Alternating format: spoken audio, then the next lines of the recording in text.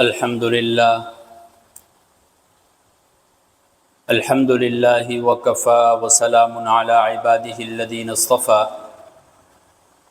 اما بعد فاعوذ باللہ من الشیطان الرجیم بسم اللہ الرحمن الرحیم قال اللہ تبارک وتعالی فی کلامہ المجید والفرقان الحمید الہاکم التکاثر حتی زرتم المقابر کلا سوف تعلمون ثم كلا سوف تعلمون كلا لو تعلمون علم اليقين لترون الجحيم ثم لترونها عين اليقين ثم لتسألن يومئذ عن النعيم وقال النبي صلى الله عليه وسلم لا تزول قدم ابن آدم يوم القيامة من عند ربه حتى يسأل عن خمس: عن عمره فيما أفناه، وعن شبابه فيما أبلاه، وماله من أين اكتسبه وفيما انفقه، وماذا عمل فيما علم. صدق الله وصدق رسوله النبي الأمي الهاشمي الكريم، ونحن على ذلك لمن الشاهدين والشاكرين والحمد لله رب العالمين. اللهم صل على محمد وعلى آل محمد كما صليت على إبراهيم وعلى آل إبراهيم إنك حميد مجيد. اللهم بارك على محمد وعلى آل محمد كما باركت على إبراهيم وعلى آل إبراهيم إنك حميد مجيد. محترم سامعین و سامعات، میں نے آپ حضرات کے سامنے قرآن مجید 30ویں سپارے کی ایک مختصر سی صورت تلاوت فرمائی ہے. اللہ تبارک و تعالیٰ سے دعا ہے کہ اللہ رب العزت مجھے حق سچ کہنے کی توفیق عطا فرمائے، پھر ہم سب کو اس پر عمل کرنے کی توفیق عطا فرمائے. میرے بھائیوں، دوستوں، بزرگوں، قرآن مجید پہلے سپارے سے آپ کھولیں، الف لام میم سے والناس تک. قرآن مجید کے اندر 4 طرح کے مضامین بیان کیے گئے ہیں. اللہ تبارک و تعالیٰ نے پہلا مضمون قرآن مجید میں اپنی توحید کو ثابت کیا ہے کہ اللہ تبارک و تعالیٰ ایک ذات ہے، عبادت کے لائق وہی ہے، مانگنے کے لائق وہی ہے، اپنی حاجات پیش کرنے کے لائق وہی ذات ہے، اور ساتھ ساتھ شرک جو ہے اس کا قلقمہ کیا ہے. اسی طرح دوسرا مضمون جو قرآن مجید میں بیان ہوا ہے وہ ہے اثبات الرسالہ. رسول اللہ صلی اللہ علیہ وسلم کی رسالت کو ثابت کیا ہے کہ وہ آخری نبی ہیں، اللہ تبارک و تعالیٰ کے پکے سچے نبی ہیں، اور پھر اس کے اوپر مختلف دلائل دیے ہیں. قرآن مجید میں طرح طرح کی مثالوں کے ذریعے دلائل دیے. تیسرا مضمون جو بیان ہوا ہے وہ ہے صداقت الکتاب. قرآن مجید کی سچائی کو بیان کیا ہے کہ یہ قرآن سچی کتاب ہے، آسمانوں سے نازل شدہ کتاب ہے، اس کے ہر حرف، ہر آیت کے اندر کسی قسم کا شک و شبہ نہیں ہے. اسی طرح چوتھا مضمون جو بیان کیا ہے وہ ہے ایمان بالآخرت. آخرت کو ثابت کیا ہے، آخرت کے وجود کو ثابت کیا ہے کہ آج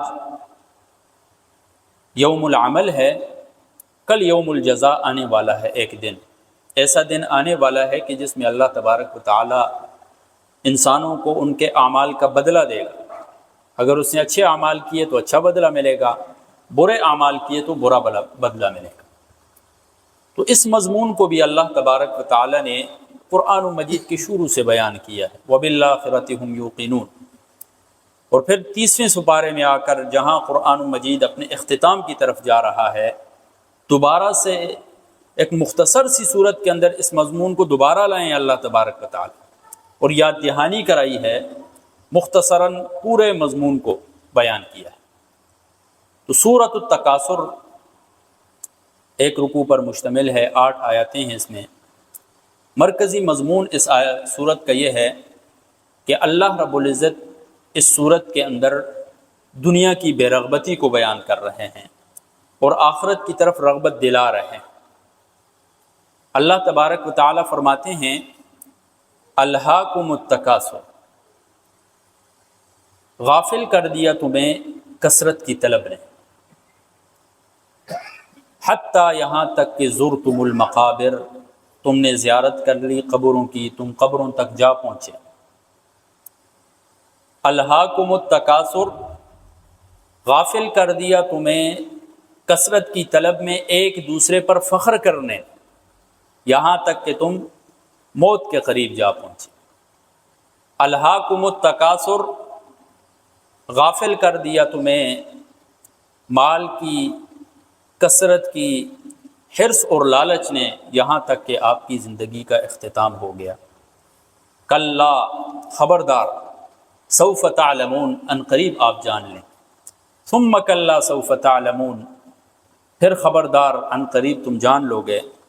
کلا، ہرگز نہیں، لو تعلمون علم الیقین، اگر تم یقین کے علم کے ساتھ جان لیں، لترون الجحیم، البتہ ضرور بضرور آپ جہنم کو دیکھو گے، ثم لترونها عین الیقین، پھر البتہ ضرور بضرور تم آنکھوں کے یقین کے ساتھ جو ہے آپ اسے دیکھو گے۔ ثم لتسألن، پھر اس کے بعد تم سے سوال کیا جائے گا یومئذ، اس دن، عن النعیم، نعمتوں کے بارے میں۔ یہ مختصر سی صورت ہے، لیکن اللہ رب العزت نے اس صورت کے اندر دنیا کی بے رغبتی کو بیان کیا ہے۔ اب پہلے لفظ کے اوپر آپ غور کریں، پہلی جو آیت ہے الہاکم التکاثر، غافل کر دیا تمہیں کثرت، کس چیز کی کثرت نے غافل کر دیا؟ اس آیت کے اندر تھوڑی بات مبہم ہے۔ سورۃ المنافقون کی ایک آیت ہے، جب آپ اس آیت کو پڑھتے ہیں تو پھر اس کا مفہوم انسان کے سامنے واضح ہو جاتا ہے۔ اللہ تبارک و تعالیٰ سورۃ المنافقون میں فرماتے ہیں یا ایھا الذین آمنوا، اے ایمان والو، لا تلہکم اموالکم ولا اولادکم عن ذکر اللہ، تمہیں غافل نہ کر دیں اموالکم، تمہارے اموال، تمہارا مال دولت، ولا اولادکم، نہ تمہاری اولاد، عن ذکر اللہ، اللہ کے ذکر سے۔ وہاں فرمایا الہاکم التکاثر، غافل کر دیا تمہیں کثرت نے، کس چیز کی کثرت نے؟ اس آیت میں اللہ تبارک و تعالیٰ فرماتے ہیں مال اور اولاد کی کثرت کی جو طلب ہے، اس سے غافل کبھی بھی نہ ہو۔ نقصان کس کا ہے؟ وَمَن يَفْعَلْ ذَلِكَ، جو یہ کرے گا، مال و دولت کی لالچ میں آ کر، اولاد کی لالچ میں آ کر اللہ کو بھول گیا، فرائض کو بھول گیا، حقوق اللہ کو بھول گیا، حقوق العباد کو بھول گیا، نقصان کس کا کیا؟ اللہ تبارک و تعالیٰ فرماتے ہیں وَمَن يَفْعَلْ ذَلِكَ فَأُولَٰئِكَ هُمُ الْخَاسِرُونَ، خسارہ اپنا ہی کر رہا ہے، خسارہ کسی اور کا نہیں کر رہا۔ آپ کے ذہن میں ایک سوال آئے گا کہ کتنے نیک لوگ بھی ہیں، وہ مال جو ہے کاروبار بھی کر رہے ہیں، طرح طرح کے یعنی مال بھی کما رہے ہیں۔ تو دیکھیں بنیادی طور پر مال بری چیز نہیں ہے۔ مال تو حضرت سلیمان علیہ السلام کے پاس بھی تھا، مال تو حضرت عثمان بن عفان کے پاس بھی تھا، مال تو حضرت عبد الرحمن بن عوف کے پاس بھی تھا۔ مال بری چیز نہیں ہے۔ قرآن مجید میں مال کو خیر کہا گیا، وَإِنَّهُ لِحُبِّ الْخَيْرِ لَشَدِيدٌ، وہ مال کی محبت میں یعنی خیر کی محبت میں سخت ہے۔ إِن تَرَكَ خَيْرًا الْوَصِيَّةُ، مال کو یہاں پر بھی خیر کہا گیا۔ تو کون سا مال برا ہے؟ انسان کا وہ مال برا ہے، انسان کی وہ اولاد بری ہے جو انسان کو اللہ کے ذکر سے روک دے۔ ایسی مال دولت بری ہے، ایسی اولاد فتنہ ہے جو انسان کو اس کے رب کے ساتھ تعلق جوڑنے نہیں دیتی، جو انسان کو اس کے اندر غافل کر دیتی ہے۔ اور اسی کو مزید کھول کر اسی مضمون کو جو بیان کیا ہے اللہ رب العزت نے سورۃ الحدید کے اندر۔ اللہ تبارک و تعالیٰ فرماتے ہیں اعلموا انما الحیات الدنیا لعب ولہو، جان لو، قرآن مجید میں جہاں کہیں بھی اعلموا کا لفظ آتا ہے تو یعنی اللہ تبارک و تعالیٰ بتا رہے ہوتے ہیں کہ اس کے بعد جو آنے والی بات ہے وہ بڑی اہم بات ہے، غور و فکر کے ساتھ سنیں اس میں۔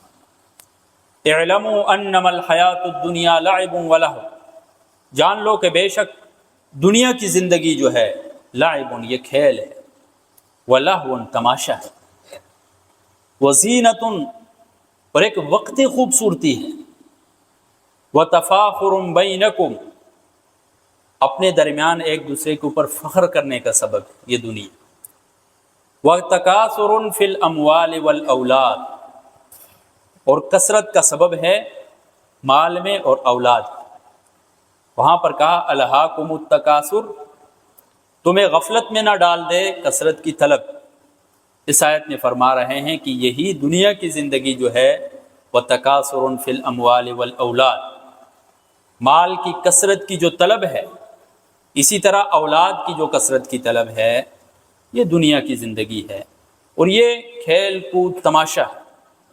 اسی آیت کے اندر اللہ تبارک و تعالی اس حقیقت کو ایک مثال کے ذریعے سمجھانا چاہ رہے ہیں۔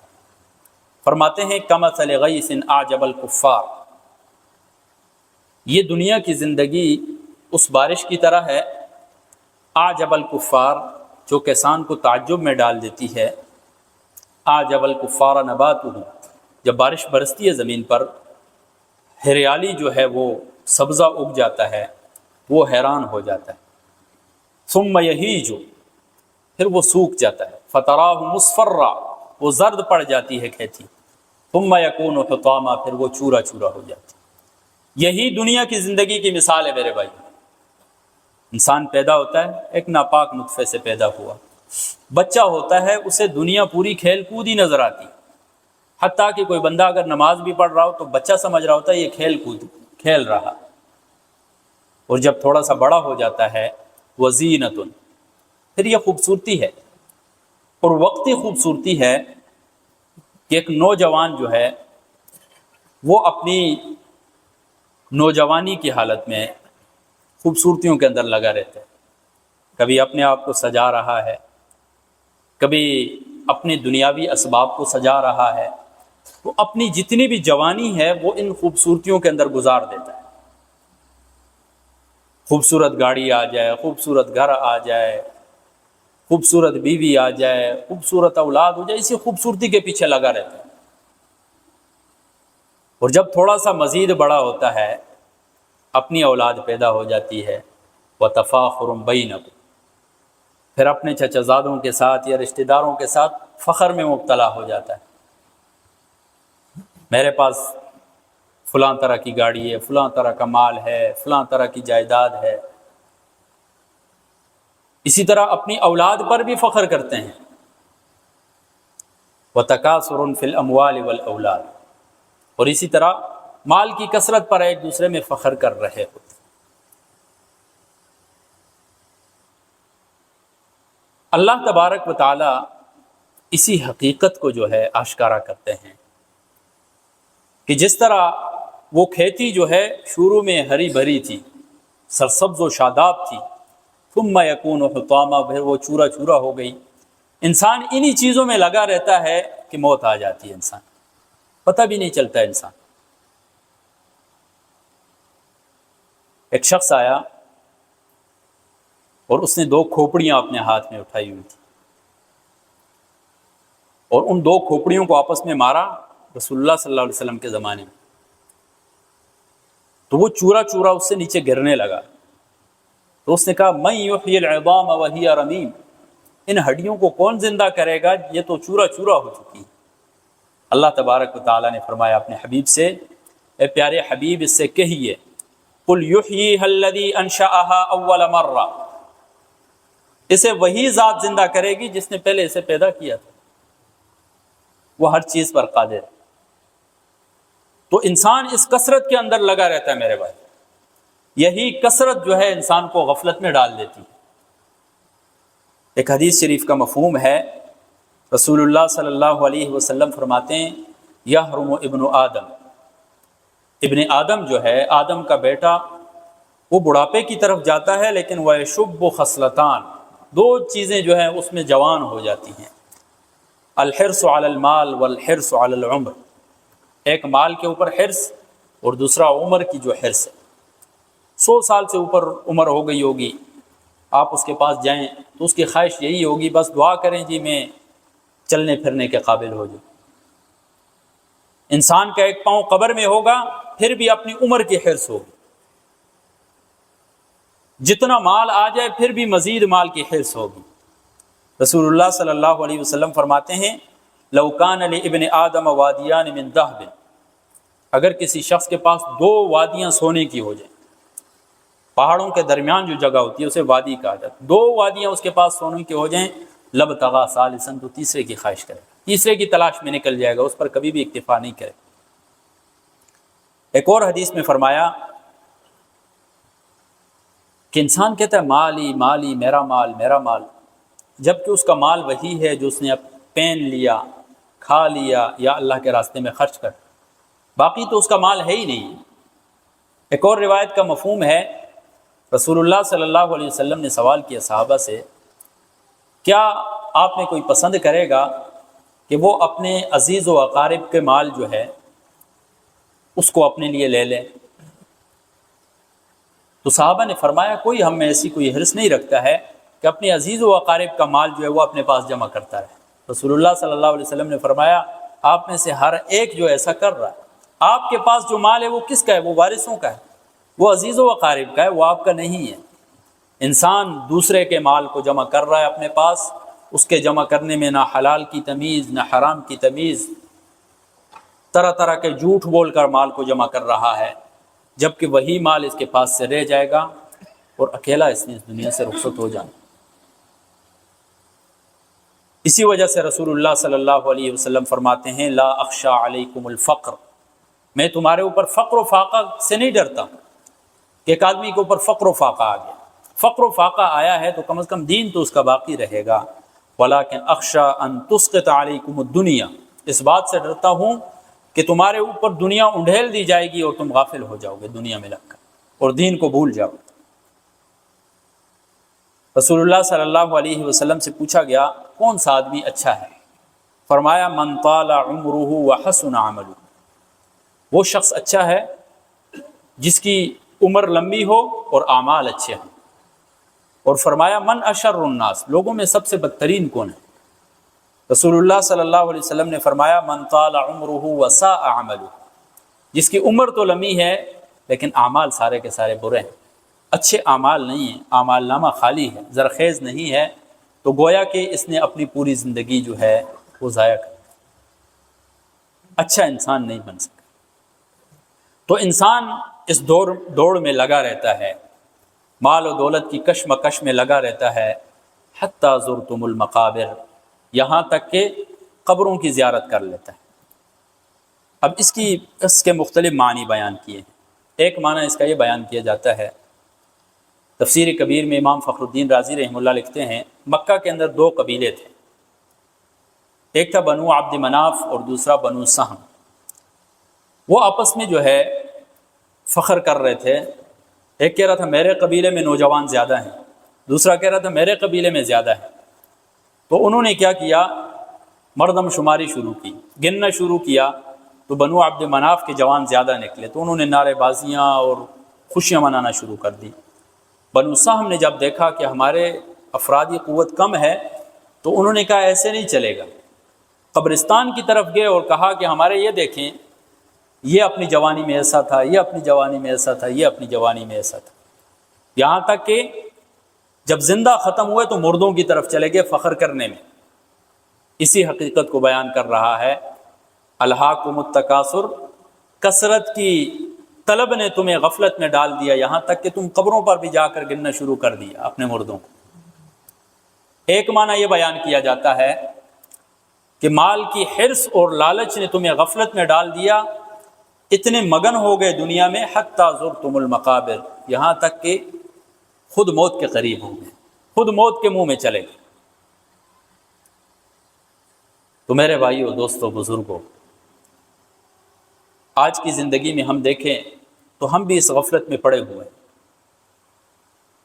طرح طرح کی کوششیں ہم کر رہے ہیں، لیکن صرف دنیا کے لیے کوششیں ہماری جاری ہیں۔ ایک کوشش جو کہ ہمارے اعمال ہیں، جو ہمیشہ ہمیشہ کے لیے ہمارے ساتھ آگے جائیں گے، اس کی ہم کوشش نہیں کر رہے۔ بخاری شریف کی روایت ہے، رسول اللہ صلی اللہ علیہ وسلم فرماتے ہیں یتبع المیت ثلاثہ، 3 چیزیں میت کے ساتھ جائیں گی۔ جب میت کو گھر سے نکالا جاتا ہے 3 چیزیں ساتھ جاتی ہیں۔ فیرجع اثنان ویبقى معه واحد، 2 چیزیں واپس لوٹ آتی ہیں، 1 چیز وہاں پر باقی رہ جاتی ہے۔ یتبعہ اہلہ ومالہ، اس کا اہل و عیال، اس کے عزیز و اقارب، اس کے رشتہ دار بھی جاتے ہیں۔ ومالہ، اس کا مال، اس کی چارپائی، مختلف چیزیں اس کے ساتھ جاتی ہیں۔ وعملہ، اور اس کا عمل جاتا ہے۔ فیرجع اہلہ ومالہ، اس کے اہل و عیال بھی لوٹ آتے ہیں، اس کے دوست احباب بھی لوٹ آتے ہیں۔ بلکہ آج کل تو آپ نے زندگی میں آپ کی کسی کے ساتھ ایسی رفاقت رہی ہوگی کہ بھائیوں جیسے ہوں، لیکن جب آپ کی زندگی کی شام ہو گئی، آپ کا جنازہ پڑا ہوا ہے، آپ کا وہی دوست جس کے ساتھ آپ نے پوری زندگی گزاری ہے، وہ جنازہ پڑا، خبر تک نہیں جائے گا صاحب، کہے گا میرے کام ہے تھوڑے سے، میں اپنے کاموں میں بزی۔ یہ حقیقت ہے میرے بھائی۔ تو یہی ہے، جو جتنا آپ کے قریب ہوگا وہ اتنے زیادہ بیلچے مٹی کے آپ پر ڈالے گا۔ ہر کسی کی کوشش ہوتی ہے کہ میں اپنے دوست کے اوپر جو ہے نا مٹی ڈال دوں۔ یہ دنیا کی حقیقت ہے، ہر ایک نے اس حقیقت سے گزرنا ہے۔ وہاں پر ایک چیز باقی رہے گی، وَيَبْقَى عَمَلُ، اس کا عمل باقی رہے گا۔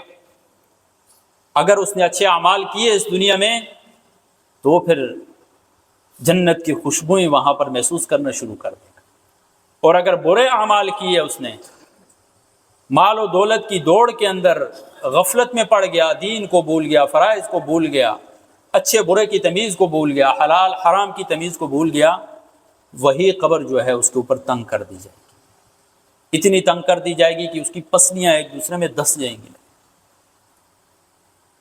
کلا سوف تعلمون، ہرگز نہیں، سوف تعلمون، تم جان لو گے، ثم کلا سوف تعلمون، ہرگز نہیں، تم جان لو گے۔ کلا لو تعلمون علم الیقین، ہرگز نہیں، جب تم یقین کے ساتھ دیکھ لو گے۔ مجدد الفسانی رحم اللہ معارف اللدنیہ میں لکھتے ہیں کہ علم کے 3 درجات ہیں، ایک ہے علم الیقین، دوسرا ہے عین الیقین، تیسرا ہے حق الیقین۔ علم الیقین یہ ہے کہ قرآن مجید نے ہمیں بتا دیا، رسول اللہ صلی اللہ علیہ وسلم نے بتا دیا کہ اس دنیا میں اچھے اعمال کرو گے تو اس آگ سے بچ جاؤ، وہ جلانے والی ہے، وہ خسارے والی ہے۔ ہم نے اس پر ایمان لایا، اس کی بات کو مان لیا، یہ علم الیقین ہے۔ اور ایک ہے عین الیقین، آج علم الیقین ہے، آج یقین نہیں کیا تو کل عین الیقین، خود اس آگ کو دیکھ لیں گے۔ اور جب نافرمانوں کو اس آگ کے قریب لے کر جایا جائے گا، قرآن مجید نے اس کا نقشہ کھینچا، اذا رأتهم من مکان بعید، جب وہ آگ ان نافرمانوں کو دور سے دیکھے گی، سمعوا لها تغیظا وزفیرا، تو اس کا غصہ، غیظ و غضب اور اس کی پھونکاریں جو ہیں وہ دور سے سنائی دیں گی۔ وَإِذَا أُلْقُوا مِنْهَا مَكَانًا ضَيِّقًا، اور جب اس کو ڈال دیا جائے گا وہاں پر، تو جب خود آگ کو چھو لے گا تو پھر اسے حق الیقین ہو جائے گا کہ ہاں واقعی جس آگ کے بارے میں بتایا تھا، جس آگ کے بارے میں رسول اللہ صلی اللہ علیہ وسلم نے ڈرایا تھا، وہ واقعی جلانے والی، وہ واقعی دردناک، وہاں پر اس کو حق الیقین ہو جائے۔ تو اللہ تبارک و تعالیٰ فرماتے ہیں کلا لو تعلمون علم الیقین لترون الجحیم، البتہ ضرور بضرور تم جہنم کو دیکھو، ثم لترونها عین الیقین، پھر یقین کی آنکھ کے ساتھ بھی تم دیکھ لو گے اسے، ثم لتسألن یومئذ عن النعیم، پھر اس دن تم سے سوال کیا جائے گا تمہاری نعمتوں کے بارے کہ جو نعمتیں تمہیں دی تھی۔ ترمذی شریف کی روایت ہے، حضرت عائشہ رضی اللہ تعالیٰ عنہ فرماتی ہیں ایک دفعہ رسول اللہ صلی اللہ علیہ وسلم بھوک کی حالت میں، 3 دن کا فاقہ تھا، گھر میں کچھ بھی نہیں تھا، نکل گئے، اتنے میں دیکھتے ہیں کہ حضرت ابو بکر و عمر بھی آ رہے ہیں وہاں سے۔ پوچھا آپ کو کس چیز نے گھر سے باہر نکالا؟ فرمایا بھوک نے ہمیں بھی گھر سے باہر نکالا ہے۔ تو رسول اللہ صلی اللہ علیہ وسلم کی معیت میں ابو بکر و عمر رسول اللہ صلی اللہ علیہ وسلم کے ساتھ جاتے ہیں ایک صحابی کے باغ میں، حضرت ابو الہیثم رضی اللہ تعالیٰ۔ اب مختلف روایتیں آتی ہیں کہ وہ پانی لینے گئے ہوئے تھے، ان کی بیوی نے جواب دیا، اور ایک روایت میں آتا ہے رسول اللہ صلی اللہ علیہ وسلم ان کے گھر گئے، اور ایک روایت میں آتا ہے سیدھا ان کے باغ میں گئے تو دیکھا کہ وہ پانی لے کر آ رہا ہے، پانی دیا اور ساتھ رسول اللہ صلی اللہ علیہ وسلم کو کھجور کا خوشہ دیا، کچے پکے کھجوروں کا، تو اور ساتھ اس نے کہا کہ میں آپ کے لیے ایک بکری ذبح کرتا ہوں۔ جب رسول اللہ صلی اللہ علیہ وسلم نے ان کے ہاں طعام نوش فرمایا تو پھر حضرت ابو بکر و عمر سے مخاطب ہوئے، کہا اے ابو بکر، اے عمر، ھذا النعیم، یہ وہ نعمت ہے جس کے بارے میں قرآن مجید میں کہا ہے کہ ثم لتسألن یومئذ عن النعیم، پھر تم سے سوال کیا جائے گا ان نعمتوں کے بارے میں۔ ذرا غور کریں، 3 دن کا فاقہ ہے اور صرف کھجور اور پانی مل گیا ہے، اس کھانے کے بعد بھی رسول اللہ صلی اللہ علیہ وسلم فرماتے ہیں کہ اس کے بارے میں سوال کیا جائے گا۔ ہم اپنی زندگی میں دیکھیں اللہ تبارک و تعالی کی طرف سے ہمارے اوپر کیسی کیسی نعمتوں کی فراوانی ہے۔ اس وقت تو لوگوں کو 3 وقت کا کھانا میسر نہیں ہوتا تھا، آج ہمیں 3 وقت سے بھی زیادہ کا میسر ہے، سالوں سالوں کا ہمارے پاس ذخیرہ اندوزی پڑی ہوتی ہے۔ میرے بھائی، ایسی ایسی نعمتیں ہیں ہمیں پتہ تک نہیں ہے کہ وہ بھی نعمتیں ہیں، ہم کھا رہے ہیں، اللہ تبارک و تعالیٰ کی نافرمانی کی طرف دن بدن جا رہے ہیں۔ میرے بھائی، تو ہر نعمت کے بارے میں اس آخرت میں ضرور سوال کیا جائے۔ اللہ تبارک و تعالیٰ سے دعا ہے کہ اللہ رب العزت ہمیں آخرت کی تیاری کرنے کی توفیق عطا فرمائے۔ کوشش کرتے ہیں یا نہیں کرتے ہیں؟